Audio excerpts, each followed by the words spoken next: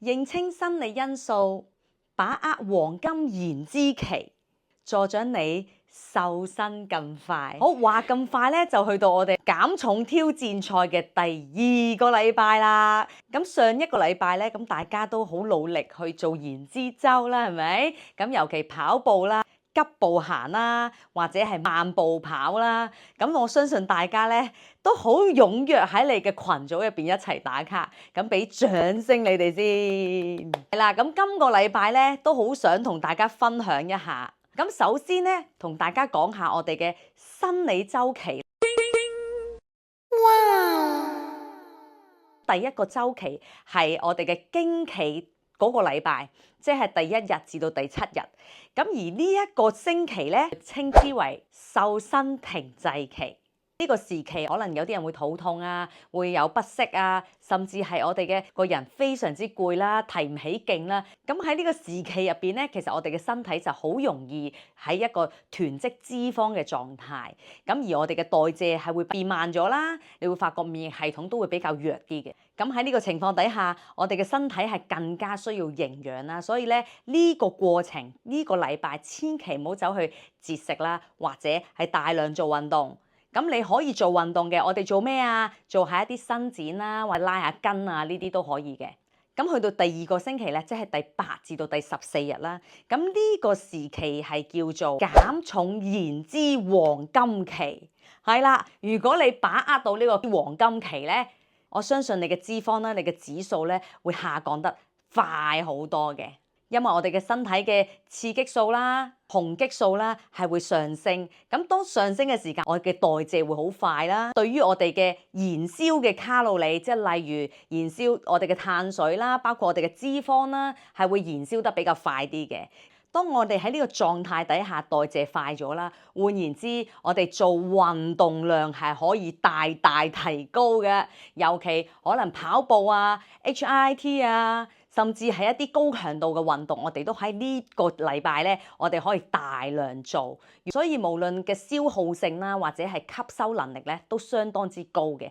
所以呢段時間咧，蛋白質係非常之重要嘅，尤其係建立翻我哋嘅瘦肌肉。咁喺呢個時間咧，我哋最好做嘅就係 shake day。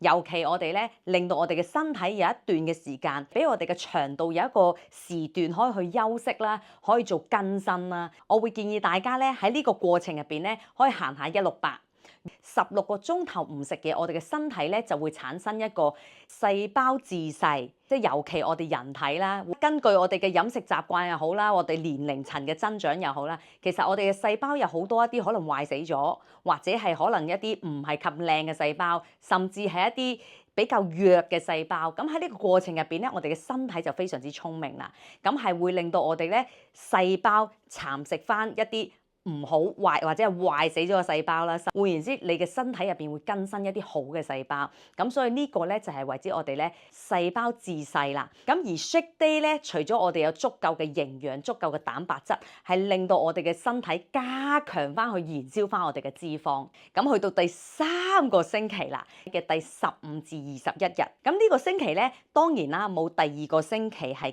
咁有燃脂嘅效果啦，但係亦都係我哋咧瘦身嘅一個快速嘅時期嚟嘅。咁喺呢個過程入邊咧，開始我哋身體咧會進入下一個排卵期啦。咁所以身體嘅刺激素會下降嘅，而高固醇咧都會上升嘅喎。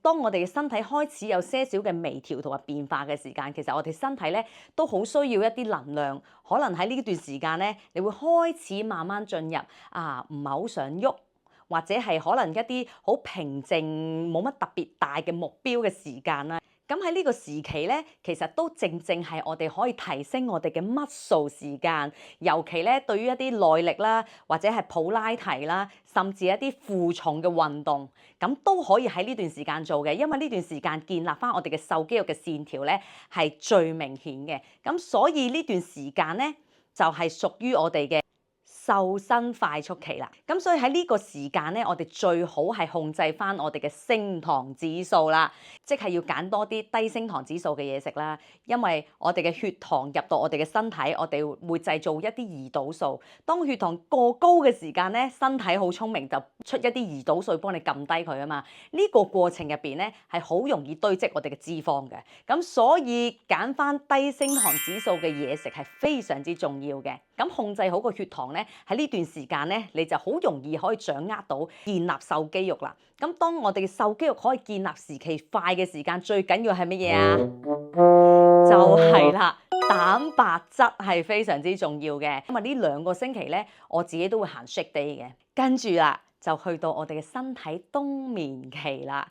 咁冬眠期換言之，咪即係減重緩慢期咯。因為喺呢個過程入邊咧，我哋嘅情緒係會被牽動㗎。因為我哋嘅身體喺呢個排卵期嘅時間咧，黃體素係非常之旺盛嘅，會令到我哋身體會有啲咩反應咧？就係情緒會比較波動啦，跟住咧好想追食啦，尤其甜嘢啦，甚至係食嘢好難控制啦。可能你會覺得啊，做咩自己嘅控制嘅意欲咁低呢？其實唔係因為你控制意欲低，而係因為我哋身體本身就係有呢個機制嘅。所以你發覺咧，喺呢個過程入邊咧，你嘅人會特別水腫啦，會特別難啲去減啦。復磅嘅時間，咦？點解我 M 金錢嘅指數會有波幅，會有唔同咧？其實呢個係我哋嘅生理機制嚟嘅。所以喺呢段時間咧，會好容易水腫啦、堆積脂肪啦，甚至係我哋嘅情緒會比較波動啦。其實冇問題嘅，呢個時間咧，你可以俾自己任意放鬆 relax 啲，因為減重嘅過程入邊唔係一刻，而係我哋長遠噶嘛。第二，無論喺我哋嘅減唔減重啦，其實健康上邊咧，心靈係我哋嘅首位嚟嘅。健康減重，尤其心靈同身體都係要有一個協調性嘅，咁所以平衡身心係非常之重要噶。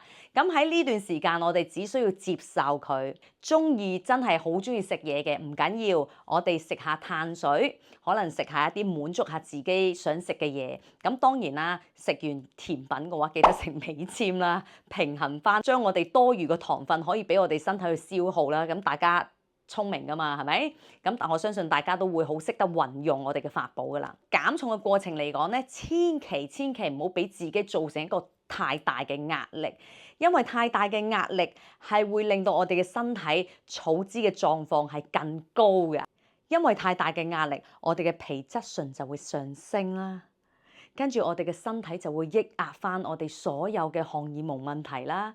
咁當我哋嘅身體嘅荷爾蒙失調咧，我哋會產生好多問題嘅，尤其情緒啦、焦慮啦、失眠啦，好容易就好嬲啦、好憤怒啦，跟住月經會唔準啦，嘅睡眠質素會影響我哋嘅體重問題。其實壓力、情緒，甚至係我哋嘅荷爾蒙失調，都會令到我哋嘅身體咧囤積更加多嘅脂肪。今個禮拜學識咗，我相信喺你哋依家，因為唔同人有唔同嘅狀態啦，我同你嘅經期都唔係同一日，咁所以大家就會知道究竟我哋經期之後嘅第1個禮拜，跟住第2個禮拜、第3個禮拜同第4個禮拜係做啲乜嘢啦。